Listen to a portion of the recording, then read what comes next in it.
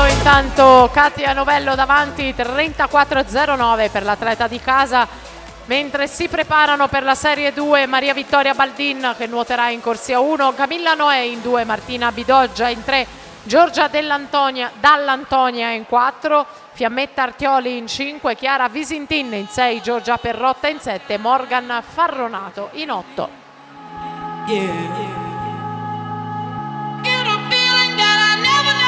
Never had before, no, I get a good feeling, yeah. Oh, sometimes I get a good feeling. 1:10:71 Katia Novello che conquista la terza serie femminile.